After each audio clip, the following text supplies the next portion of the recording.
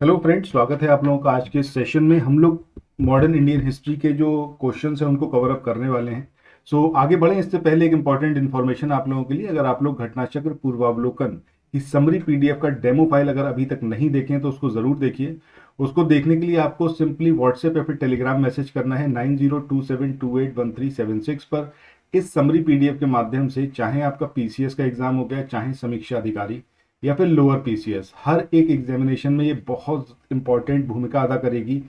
आप 30 से 35 बार बहुत इजीली सारी चीज़ों को रिवाइज कर पाएंगे। ठीक है, चलिए शुरू करते हैं आज के अपने सेशन को। और यहाँ पर हम बात करते हैं पहले क्वेश्चन की। ये पहला क्वेश्चन है, इसमें आपसे पूछा गया है कि मृदा के स्वरूप तथा उपज के गुणों के आधार पर भू राजस्व का मूल्यांकन, युद्ध में चलती फिरती तोपों का उपयोग और तंबाकू और लाल मिर्च की खेती अंग्रेजों की भारत में मतलब भारत को क्या देन थी, इनमें से कौन सी ऐसी चीज थी जो अंग्रेजों के द्वारा हिंदुस्तान लेके आई गई थी। तो सबसे पहले पॉइंटर की बात करते हैं या फिर पहले स्टेटमेंट की, जिसमें बात करी जा रही है मृदा के स्वरूप और उपज के गुणों के आधार पर भू राजस्व यानी कि लैंड रेवेन्यू, इसको मेजर करना। ये किसके थ्रू करा गया था? ये अंग्रेज लेके आए थे? नहीं, ये जो पद्धति थी ये अंग्रेजों के द्वारा नहीं लाई गई थी। इससे पहले ही शेरशाह सूरी और अकबर, इनके द्वारा ये काम करा जा चुका था। ठीक है, तो शेर शाह सूरी, इनका नाम आप याद रखिएगा, और अकबर, इन दोनों का रोल था इसको इम्प्लीमेंट कराने में। ठीक है, सो ये अंग्रेजों की देन नहीं थी। पहला स्टेटमेंट गलत है। दूसरा, युद्ध में चलती फिरती तोपों का उपयोग, ये सबसे पहले हिंदुस्तान में अकबर के द्वारा इंप्लीमेंट किया गया था। सो ये स्टेटमेंट भी इनकरेक्ट है। तंबाकू और लाल मिर्च की खेती की बात करें तो आई होप आपको ऑलरेडी पता होगा कि ये पुर्तगालियों के द्वारा हिंदुस्तान में लाया गया। ठीक है, पुर्तगाली यहाँ पर लेके आए थे। तो यहाँ पर ये स्टेटमेंट भी इनकरेक्ट है। तो आप देखिए तो इसमें से कोई भी स्टेटमेंट ठीक नहीं है। तो आंसर क्या आएगा आपका? Option D. ऑप्शन डी जो है वो यहाँ पर सही आंसर होगा। इसके बाद मूव ऑन करते हैं नेक्स्ट क्वेश्चन पे। अगला क्वेश्चन है आपका एक्स ला चापेल की जो संधि हुई थी 1748 में, उसके संदर्भ में। यहाँ पर आपको तीन स्टेटमेंट दे रखे हैं, आपको करेक्ट कौन सा स्टेटमेंट है ये चूज करना है। पहला स्टेटमेंट है कि फर्स्ट जो कार्नाटिक युद्ध हुआ उसका एंड हुआ इस ट्रीटी के थ्रू। तो ये बात तो एकदम सही है। जो पहला कार्नाटिक वॉर हुआ था उसमें जो मतलब जो रुका था ये वॉर, वो इसी ट्रीटी की वजह से यानी कि इसी संधि की वजह से रुका था। 1748 की ये संधि है। और ऑस्ट्रिया में जो उत्तराधिकार का युद्ध था वो इसी ट्रीटी के तहत जो था समाप्त हुआ। और जैसे वहां पर समाप्त हुआ वैसे ही यहाँ पर भी दोनों जो कंटेंडर्स थे, अंग्रेज और जो आपके फ्रांसीसी थे, वो यहाँ पर रुक गए। यहाँ पर ये लड़ाई समाप्त हो गई। सो ये स्टेटमेंट सही है। दूसरा है मद्रास अंग्रेजों को वापस कर दिया गया इस ट्रीटी के तहत। सो ये स्टेटमेंट भी यहाँ पर सही है। ठीक है, जैसे ही यूरोप में बंद हुआ तो कर्नाटक का जो यहाँ पर युद्ध चल रहा था वो भी एंड हो गया और मद्रास जो है वो अंग्रेजों को दोबारा से मिल गया। सो यहाँ पर दोनों ही स्टेटमेंट सही हैं। ऑप्शन सी जो होगा वो सही आंसर आएगा। इसके बाद आगे बढ़ते हैं अगले क्वेश्चन की ओर। पूछा गया है भारत में अंग्रेजों की सफलता और फ्रांसीसियों की असफलता के कारण, इसके संदर्भ में आपको ये दो स्टेटमेंट दे रखे हैं और पूछा गया है सही कौन सा है। अंग्रेजों को बंगाल विजय से अपार धन और जनशक्ति ये मिली थी। दूसरा स्टेटमेंट है जिसमें कहा गया है कि अंग्रेजों की नौसैनिक जो ताकत थी वो कहीं बेहतर थी। सो दोनों ही चीजें यहाँ पर सही हैं अंग्रेजों के विषय में। अंग्रेजों की जो नेवी थी वो बहुत स्ट्रांग थी और जैसे ही उन्होंने बंगाल पर नियंत्रण कर लिया था, सो बंगाल से उन्हें बहुत ज़्यादा फायदा हुआ था, मॉनेटरी सेंस में भी और मैन पावर के सेंस में भी। आपको जैसा पता भी होगा कि जब मुगल एम्पायर चल रहा था उस टाइम पर जो बंगाल था ये बहुत ज़्यादा समृद्ध था। और अगर हम देखें तो अंग्रेजों को जो यहाँ से निर्यात किया जाता था उसमें 60% जो रोल रहता था ये बंगाल का रहता था। मतलब इतना ज़्यादा बंगाल जो है उस समय पैसे मतलब पैसे के सेंस में बहुत ज़्यादा स्ट्रांग था। तो अंग्रेजों को यहाँ से बहुत ज़्यादा फायदा हुआ था। तो सही आंसर क्या आएगा यहाँ पर हमारा? ऑप्शन सी, यानी कि दोनों ही स्टेटमेंट सही हैं। अच्छा, कमेंट सेक्शन में बताइएगा कि ये जो बंगाल में दीवानी के राइट्स दिए गए, ठीक है, ये किसके द्वारा दिए गए, ये कमेंट सेक्शन में बताइएगा। चलिए आगे बढ़ते हैं नेक्स्ट। अब हम देखेंगे अगला चैप्टर जो है बंगाल ड्यूरिंग ब्रिटिश, यानी कि अंग्रेजों का जब पूरा टाइम चल रहा था उस टाइम पर बंगाल की स्थिति क्या थी और उसके संदर्भ में क्या कुछ यहाँ पर आपसे क्वेश्चंस पूछे जा सकते हैं। सबसे पहला यहाँ पर क्वेश्चन है कि मुगल बादशाह द्वारा बंगाल का जो अंतिम सूबेदार नियुक्त हुआ इसका नाम क्या था? इसका नाम आपको बताना है। अब ये मुर्शीद कुली खां थे, ये सरफराज खां थे, या फिर ये इनका नाम शुजाउद्दीन मोहम्मद खां था, या फिर ये अलीवर्दी खान इनका नाम था। तो सही आंसर क्या आएगा आपका? ऑप्शन ए, यानी कि मुर्शीद कुली खान। फारुखशियार की बात करें जो कि मुगल सम्राट था, उसने 1717 में मुर्शीद कुली खां को बंगाल का गवर्नर नियुक्त किया था। ठीक है, किसने करा था? फारुखशियार ने। कब किया था? 1717 में। मुर्शीद कुली खां की डेथ हो जाती है 1727 में, और जब इसकी डेथ हो गई उसके बाद इसका दामाद था जिसका नाम था शुजाउद्दीन। ठीक है, क्या नाम था? शुजाउद्दीन। ये जो है बंगाल का अगला सूबेदार बना। और जिस टाइम पर ये सूबेदार बना उस टाइम पर मुगल बादशाह कौन था? मोहम्मद शाह रंगीला। ठीक है, और उसी ने इसको मान्यता भी दी थी। तो इस तरीके से आंसर हमारा क्या आएगा? Option A. नेक्स्ट क्वेश्चन की बात करें कि निम्नलिखित में से कौन सा युद्ध था जिसने भारत में ब्रिटिश प्रभुत्व को प्रारंभ किया था? यहां पर प्रारंभ करने की बात करी जा रही है कि कौन से वॉर के थ्रू ब्रिटिश का डोमिनेंस यहां पर स्टार्ट होना शुरू हो गया। सो वो था आपका प्लासी का वॉर। ठीक है, अब एग्जैक्टली प्लासी का वॉर हुआ कब? तो ये हुआ आपका 23 जून 1757 में, और इसमें अंग्रेजों की तरफ से थे आपके रॉबर्ट क्लाइव, और जो बंगाल का उस समय नवाब था उसका नाम क्या था? सिराजुद्दौला। सिराजुद्दौला, इनके बीच में लड़ाई हुई, ये प्लासी की जगह जो कि बंगाल में लोकेटेड है। और यहाँ पर नवाब की जो सेना थी, ऑब्वियसली बात है जब तक कोई आपको दगा नहीं देगा आपकी साइड का तब तक आपको कोई हरा नहीं सकता। तो सिराजुद्दौला की जो सेना थी उसमें तीन लोग थे जिन्होंने इसको यहाँ पर धोखा दिया था। उसमें एक था मीर जाफर।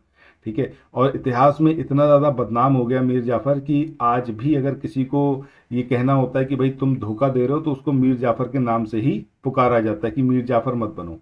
ठीक है, अब हुआ ये कि जब लड़ाई चल रही थी वहाँ पर इनके जो सिराजुद्दौला थे इनके दो वो थे लीडर थे। एक का नाम था मीर मदन, ठीक है, या फिर मीर मदान। क्या नाम था? मीर मदान। ये बहुत लॉयल थे। और दूसरा एक और इनका था जिसका नाम था मोहन लाल। मोहन लाल। अब जब लड़ाई चल रही थी तो लड़ाई में ये दोनों ही जो है गंभीर रूप से घायल हो गए। अब जब ये घायल हो गए तो उसके बाद भाई मतलब घायल होने के बाद एक की तो डेथ ही हो गई थी। उसके बाद मीर जाफर ने सिराजुद्दौला से बोला कि यार तुम युद्ध का मैदान छोड़ दो, हम यहाँ पर सारी चीजें देख लेंगे। सिराजुद्दौला ने उसकी बात मान ली मीर जाफर की, और ये चला आया मुर्शिदाबाद वापस। जब ये वापस चला आया, अब मेन आदमी ही अगर वहां पे नहीं है, मेन जो इनका लीडर है अगर वही वहां पर नहीं है तो ऑब्वियसली बात है फिर तो सेना का मोरल डाउन हो ही जाना है। और वही चीज हुई, और यहीं पर जो ये लड़ाई हुई, ये इस लड़ाई में अंग्रेजों को जीत हासिल हो गई। सो प्लासी के वॉर की ये कहानी थी कि 23 जून 1757 को ये युद्ध हुआ। सिराजुद्दौला युद्ध का मैदान छोड़कर मुर्शिदाबाद भाग गया मीर जाफर के कहने पर। मीर मदान और मोहन लाल इनकी डेथ हो जाती है इस युद्ध में। इसके बाद आगे बढ़ते हैं नेक्स्ट क्वेश्चन की ओर कि प्लासी का युद्ध एग्जैक्टली ये कब लड़ा गया। तो अभी हमने देखा 1757 में 23 जून 1757 में। नेक्स्ट क्वेश्चन की बात करें, सिराजुद्दौला लॉर्ड क्लाइव द्वारा परास्त हुआ था, ये कहाँ के युद्ध में हुआ था? तो प्लासी के युद्ध में हुआ था। आज की डेट में प्लासी कहाँ पर है? वेस्ट बंगाल में लोकेटेड है। इसके बाद अगले क्वेश्चन की बात करें कि भारतवर्ष में ब्रिटिश साम्राज्य का संस्थापक कौन था। सो अभी आपने इतना कुछ देखा, जब हम प्लासी की बात कर रहे हैं तो प्लासी के युद्ध से ही अंग्रेजों का डोमिनेंस इंडिया में स्टार्ट होता है। रॉबर्ट क्लाइव वो बंदा था जिसने यहां पर अंग्रेजों का डोमिनेंस स्टार्ट किया और स्टेब्लिश किया अंग्रेजों को। अगले क्वेश्चन की बात करें कि निम्नलिखित में से किसे स्वर्ग से उत्पन्न सेना नायक ये कहा गया। अब देखो ऑब्वियसली बात है, इसका आंसर हमारा यही होगा, रॉबर्ट क्लाइव, यानी कि ऑप्शन बी जो है वो यहाँ पर हमारा सही आंसर होगा। और यहाँ पर एक चीज और देखनी है कि किसने बोला था, तो वो नाम था आपका विलियम पिट। विलियम पिट ने जो है इसको कहा था कि ये स्वर्ग से उत्पन्न सेना नायक है। इसके बाद प्लासी के जो युद्ध हुआ ये मैदान एग्जैक्टली कहाँ पर है, तो अभी हमने बात करी थी कहाँ पर? वेस्ट बंगाल में। ठीक है, इसके बाद नेक्स्ट क्वेश्चन की बात करें, इसमें पूछा गया है कि निम्न में से किसने अपनी कैपिटल को मुर्शिदाबाद से मुंगेर शिफ्ट किया। सिराजुद्दौला तो युद्ध के मैदान को छोड़कर भाग गया था मुर्शिदाबाद। ठीक है, अब उसके बाद में सारी कहानी धीरे धीरे सब चेंज हो ही गई। ठीक है, फाइनली जो है मीर कासिम ये बंगाल का नवाब बना, और ये काफ़ी मतलब कहें तो अच्छा दिमाग वाला था, योग्य प्रशासक था। इसने सोचा कि यार यहाँ पर इतना कॉन्स्पिरेसी चल रही है, अंग्रेजों का, ब्रिटिश का जो इंटरवेंशन है वो बहुत ज़्यादा बढ़ गया, तो यही बेहतर होगा कि यहाँ से अपनी कैपिटल को शिफ्ट कर लो। ठीक है, सो इसने अपनी कैपिटल मुर्शिदाबाद से कहाँ पर, मुंगेर शिफ्ट कर ली। ठीक है, और ताकि ये जो है कलकत्ता से दूर रहे और किसी भी कॉन्स्पिरेसी पे ये ना पड़े, और अंग्रेजों का जो हस्तक्षेप है वो कम से कम रहे। तो आंसर क्या होगा, मीर जाफर, वो सॉरी मीर कासिम। अच्छा, एक चीज यहाँ पर अगर हम बंगाल की कैपिटल के बारे में बात करें तो सबसे पहले ढाका इसकी कैपिटल हुआ करती थी, उसके बाद बनी मुर्शिदाबाद, और उसके बाद में बनी आपकी मुंगेर। ये चीज भी यहाँ पर याद रखिएगा। ठीक है, सो ढाका, मुर्शिदाबाद और मुंगेर ये इसकी कैपिटल रही। ये इसका सीक्वेंस है, सबसे पहले ढाका, फिर मुर्शिदाबाद और फिर मुंगेर। ठीक है, सो इसी के साथ आज के इस सेशन को यहाँ पर एंड करते हैं। मिलेंगे नेक्स्ट वीडियो में। जाते जाते घटनाचक्र पूर्वावलोकन समरी पीडीएफ की अगर डेमो फाइल आपको लेनी हो तो आप लोग 9027281376 इस नंबर पर व्हाट्सएप मैसेज कर सकते हैं या फिर टेलीग्राम मैसेज कर सकते हैं। एक चीज मैं यहाँ पर और बोलूंगा आपसे कि आप लोग चैनल को सब्सक्राइब जरूर कर लीजिएगा। डेली बेस पर सुबह 10 बजे हमारा ये सेशन आ रहा है, इस सेशन को आप लोग जरूर देखिए। जितने PYQ हैं सबसे पहले ये खत्म होंगे, उसके बाद हम ल्यूसेंट को कवर अप करेंगे, उसके बाद हम स्टैंडर्ड बुक्स को कवर अप करेंगे। सो कंप्लीट ये इंडियन हिस्ट्री का आपका पूरा सीरीज रहेगा MCQ का, तो इसको जरूर फॉलो करिए। ठीक है, बाकी चलिए मिलते हैं नेक्स्ट वीडियो में। Thanks for watching, have a nice day, bye bye. Hello friends, स्वागत है आप लोगों का आज के सेशन में। हम लोग मॉडर्न इंडियन हिस्ट्री के MCQ को कवर अप कर रहे हैं। ठीक है, सो आज के सेशन पे आगे बढ़े इससे पहले एक इन्फॉर्मेशन आप लोगों के लिए, अगर आप लोगों ने अभी तक घटनाचक्र का समरी PDF का डेमो फाइल ना देखा हो तो उसके लिए आप लोग इस नंबर पर 9027281376 इस नंबर पर व्हाट्सएप या फिर टेलीग्राम मैसेज करके डेमो फाइल ले सकते हैं। ठीक है, चलिए शुरू करते हैं आज के अपने सेशन को। बात करते हैं सबसे पहले क्वेश्चन की कि सबसे अधिक निर्णायक युद्ध जिसने अंग्रेजों के भारत में प्रभुत्व को संस्थापित कर दिया वो कौन सा था। अब ये बक्सर का था, प्लासी का था, वांडीवाश का था, या फिर पानीपत का तीसरा युद्ध। तो यहाँ पर सबसे पहले हम प्लासी की बात करते हैं। 1757 में ये युद्ध लड़ा गया और यहाँ से ब्रिटिश डोमिनेंस की स्टार्टिंग होती है। ठीक है, क्या होती है, स्टार्टिंग होती है। धीरे धीरे अंग्रेजों ने अब यहाँ पर अपना पैर जमाना स्टार्ट कर दिया। वहीं बक्सर का युद्ध ये लड़ा गया आपका अक्टूबर 1764 में, और यहां पर ये चीज स्टेब्लिश हो जाती है। मतलब प्लासी में जो अंग्रेजों का प्रभुत्व यहां पर स्टार्ट हुआ था, वहीं बक्सर में वो स्टेब्लिश हो जाता है। तो इस तरीके से आंसर क्या आएगा हमारा, ऑप्शन ए। नेक्स्ट क्वेश्चन है, ब्रिटिश ईस्ट इंडिया कंपनी द्वारा लड़े गए निम्नलिखित युद्धों में से कौन सा सर्वाधिक निर्णायक था। अब अभी हमने देखा है कि भाई बक्सर का युद्ध ये सर्वाधिक निर्णायक इसलिए था क्योंकि जब ये युद्ध लड़ा गया और अंग्रेज जो थे इसमें जीत गए, तो उसके बाद फिर तो बात खत्म हो जाती है, उनका डोमिनेंस यहाँ पर स्टार्ट हो ही गया। तो 22-23 अक्टूबर 1764 को ये युद्ध लड़ा गया। अंग्रेजों ने मीर कासिम, अवध का जो नवाब था शुजाउद्दौला, और दिल्ली का जो उस समय मुगल सम्राट था शाह आलम सेकेंड, उनकी संयुक्त सेना को बक्सर के युद्ध में पराजित करा था। मतलब एक तरफ थे ब्रिटिश और दूसरी तरफ थे आपके, एक थे मीर कासिम। ठीक है, ये सारी चीजें आपको याद रखनी है। इनके साथ में थे अवध के नवाब जिनका नाम था शुजाउद्दौला। ठीक है, और इनके साथ इन्हीं की टीम में एक थे आपके मुगल सम्राट उस समय जिसका नाम था शाह आलम सेकेंड। सो इनके बीच में लड़ाई होती है 22 से 23 अक्टूबर 1764 को, और इसमें अंग्रेज जो है भारी पड़ जाते हैं और अंग्रेज जो है हरा देते हैं। अंग्रेजों की तरफ से जो लीड कर रहा था ब्रिटिश सेना को, उसका नाम क्या था उस कमांडर का, तो वो था आपका मेजर हेक्टर मुनरो। तो मेजर हेक्टर मुनरो जो था वो यहाँ पर लीड कर रहा था ब्रिटिश सेना को, और यहाँ पर जो है उसके बाद इसको हरा दिया जाता है इनकी संयुक्त सेना को, और फाइनली ब्रिटिश जो थे वो यहाँ पर आधिपत्य अपना स्थापित कर लेते हैं। नेक्स्ट क्वेश्चन आता है, बक्सर के युद्ध के समय दिल्ली का शासक कौन था। तो अभी हमने देखा कि एक तरफ ब्रिटिश थे, एक तरफ आपके मीर कासिम, अवध का नवाब जो था शुजाउद्दौला, और शाह आलम सेकेंड। ठीक है, शाह आलम सेकेंड ये मुगल बादशाह था उस टाइम पर। तो सही आंसर ऑप्शन बी।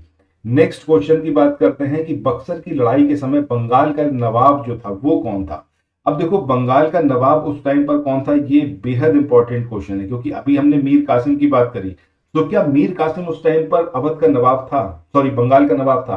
तो नहीं, ये था आपका मीर जाफर। ठीक है, मीर जाफर ये वही था जिसने प्लासी के युद्ध में सिराजुद्दौला को धोखा दिया था और अंग्रेजों की टीम में जाकर ये मिल गया। ठीक है, तो आज भी आप देखो, अगर किसी को ये कहना होता है कि तुम गद्दार हो तो उसको कहते हैं मीर जाफर जैसी तुम हरकत मत करो।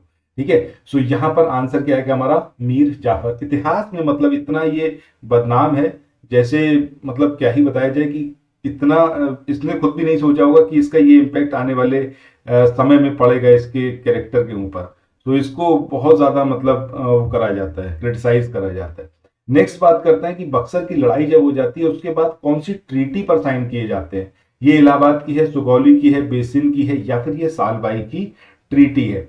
सो बक्सर का युद्ध आपका कब होता है? अक्टूबर 1764 में। ठीक है, अक्टूबर 1764 में बक्सर का जो युद्ध होता है। इसके बाद जो है एक ट्रीटी होगी, ऑब्वियसली बात है, पहले लड़ाई करी जाएगी, उसके बाद फाइनली कहीं ना कहीं किसी समझौते पर पहुंचा जाता है। और ये जो युद्ध होता है मतलब एंड होता है इसका, तो ये आपका इलाहाबाद की ट्रीटी के साथ में होता है। ठीक है, इलाहाबाद की जो संधि होती है उसके साथ में होता है। अब यहाँ पर इलाहाबाद में दो संधियां होती हैं 1765 में। ठीक है, अब 1765 इसमें इलाहाबाद की जो फर्स्ट ट्रीटी होती है, पहली संधि, इसमें रॉबर्ट क्लाइव जो है ये शाह आलम सेकंड के साथ में एक ट्रीटी करता है। एक तरफ होते हैं रॉबर्ट क्लाइव और शाह आलम सेकंड, इनके साथ में ट्रीटी होती है। और दूसरी जो ट्रीटी होती है ये क्लाइव के बीच में, और मतलब रॉबर्ट क्लाइव और किसके बीच में होती है? शुजाउद्दौला के बीच में, जो कि आपका अवध का नवाब था। तो ये चीज काफी इंपॉर्टेंट है, याद रखिएगा, एग्जामिनेशन पॉइंट ऑफ व्यू से बेहद इंपॉर्टेंट है। So second treaty. ठीक है, तो यहां पर जो इलाहाबाद की संधि है उसी से ही जो है ये बक्सर की लड़ाई का एंड होता है। नेक्स्ट क्वेश्चन की बात करते हैं कि निम्नलिखित में से किस एक शासक ने ईस्ट इंडिया कंपनी को दीवानी राइट्स दिए थे? ये मतलब कहा जाए तो अपने आप में बहुत बड़ी चीज थी ये, क्योंकि जैसे ही ये दीवानी राइट्स मिल जाते हैं, तो दीवानी राइट्स मिलने का मतलब ये कि उसके बाद सारी चीजें चली गई और ब्रिटिश और ज्यादा स्ट्रांग हो गए। सो इलाहाबाद की जो फर्स्ट ट्रीटी होती है जिसमें रॉबर्ट क्लाइव और जो मुगल बादशाह था उस समय शाह आलम सेकंड, इनके बीच में ये ट्रीटी होती है। ठीक है, ट्रीटी एग्जैक्टली कब होती है? 12 अगस्त है, सॉरी, हाँ 12 अगस्त 1765 में। 12 अगस्त 1765 को ये ट्रीटी होती है शाह आलम सेकंड और रॉबर्ट क्लाइव के बीच में। इसमें बंगाल, बिहार और उड़ीसा, ठीक है, बंगाल, बिहार और उड़ीसा के जो दीवानी राइट्स हैं वो दे दिए जाते हैं।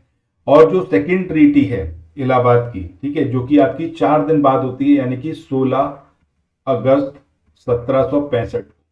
अब ये जो ट्रीटी होती है ये अवध के नवाब शुजाउद्दौला के बीच में होती है। ठीक है, शुजाउद्दौला और रॉबर्ट क्लाइव के बीच में होती है। अब यहां पर इस सेकंड ट्रीटी में इलाहाबाद और कड़ा के जो जिले थे ये शाह आलम सेकंड को देने की बात करी गई। ठीक है, तो सेकंड ट्रीटी जो हुई आपकी 16 अगस्त 1765, इसमें यह बात कही गई कि इलाहाबाद और जो कड़ा का क्षेत्र है ये किसको दे दिया जाएगा? शाह आलम सेकंड को दे दिया जाएगा। और इस समय रॉबर्ट क्लाइव जो था वो एज अ गवर्नर, बंगाल का गवर्नर जो था वो काम कर रहा था। सो ये सारी चीजें थी इस पर्टिकुलर क्वेश्चन के बारे में। तो आंसर क्या आएगा यहाँ पर हमारा? शाह आलम सेकेंड। इसके बाद नेक्स्ट क्वेश्चन की बात करते हैं कि 1765 में ईस्ट इंडिया कंपनी को बंगाल की दीवानी किसने दी थी? तो अभी हमने देखा कि मुगल बादशाह ने दी थी, यानी कि मुगल सम्राट ने। इसके बाद अगला क्वेश्चन है कि किस गवर्नर के कार्यकाल में ईस्ट इंडिया कंपनी को शहंशाह आलम द्वारा बंगाल, बिहार और उड़ीसा की दीवानी दी गई? तो उस टाइम पर गवर्नर कौन था? ये रॉबर्ट क्लाइव था। बेहद इंपॉर्टेंट रोल प्ले करा है इसने, जिसकी वजह से ब्रिटिश जो थे वो यहां पर अपना आधिपत्य स्थापित कर पाए। इसके बाद शाह आलम सेकंड के बारे में बात करें तो इसने ईस्ट इंडिया कंपनी को बंगाल, बिहार और उड़ीसा की दीवानी एग्जैक्टली किस डेट पर दी थी? ये दी आपकी 12 अगस्त 1765 को। ठीक है, 12 अगस्त 1765 को इसने जो थे दीवानी राइट्स दे दिए। यही आपका इलाहाबाद की फर्स्ट ट्रीटी है। तो अभी हमने बात करी कि इलाहाबाद की 2 ट्रीटी हुई। पहली ट्रीटी हुई किसके साथ में? रॉबर्ट क्लाइव और उसके जो शाह आलम सेकंड था, यानी कि मुगल बादशाह था। ठीक है, मुगल बादशाह। और जो सेकंड ट्रीटी हुई इलाहाबाद की वो किस किस के बीच में हुई, रॉबर्ट क्लाइव और जो अवध का नवाब था शुजाउद्दौला, ठीक है, शुजाउद्दौला के बीच में। ये इंपॉर्टेंट है, याद रखिएगा। एक होती है आपकी 12 अगस्त 1765 को, इसके ठीक 4 दिन बाद यानी कि 16 अगस्त 1765 को दूसरी ट्रीटी साइन होती है। इसके बाद नेक्स्ट क्वेश्चन की बात करते हैं कि इलाहाबाद की संधि के बाद रॉबर्ट क्लाइव ने मुर्शिदाबाद का उप दीवान किसको बनाया था, ठीक है। सो मुर्शिदाबाद का उप दीवान किसको बनाया था, ये यहां पर आपसे पूछा गया है जब इलाहाबाद की ट्रीटी हो जाती है। सो इसके बाद जो इसने बनाया था मुर्शिदाबाद का उप दीवान, ये किसे बनाया था, मोहम्मद रजा खान को, ठीक है। सो मोहम्मद रजा खान इलाहाबाद की संधि के अकॉर्डिंग ही जो है इसको बनाया गया मुर्शिदाबाद का उप दीवान, ठीक है। सो अब यहां पर कुछ एक बातें और कर लेते हैं कि इसको तो यहां पर बनाया गया मुर्शिदाबाद का उप दीवान, वहीं एक और व्यक्ति का नाम यहां पर देख लेते हैं, वो भी काफी इंपॉर्टेंट है, जिसका मतलब काफी रोल भी रहा था, और उसको जो है आपका पटना या फिर हम कहें तो बिहार का उप दीवान बनाया गया था। वो नाम है आपका राजा शिताब राय, ठीक है। तो राजा शिताब राय, इनका नाम भी आपको याद रखना है, ठीक है। चलो, तो इसी के साथ आज के सेशन को यहाँ पर एंड करते हैं। आई होप ये वाला सेशन आपको अच्छा लगा होगा। बाकी जाते जाते आप लोगों को एक बार रिमाइंड करा दें कि घटना चक्र पूर्वावलोकन समरी पीडीएफ के लिए आप लोग सिंपली इस नंबर पर व्हाट्सएप या फिर टेलीग्राम मैसेज कर सकते हैं। डेमो फाइल एटलीस्ट आपको जरूर देखनी चाहिए। आई एम डैम श्योर कि अभी अगर आप इस डेमो फाइल को देखेंगे तो 100% आपको ये पसंद आएगी। रीजन ये है कि हिस्ट्री की अगर हम बात कर लें, सो 900 पेजेस को हमने सिर्फ 200 पेजेस के अप्रॉक्स समराइज कर दिया है, और मल्टीपल टाइम्स आप रिवाइज कर पाएंगे। एग्जामिनेशन से पहले जो आपका 6 दिसंबर का हमारा टारगेट है यूपीसीएस का, उससे पहले 30 से 35 बार हर एक सब्जेक्ट को आप पढ़ पाएंगे, ठीक है। सो बाकी मिलते हैं नेक्स्ट वीडियो में। Thanks for watching, have a nice day, bye bye.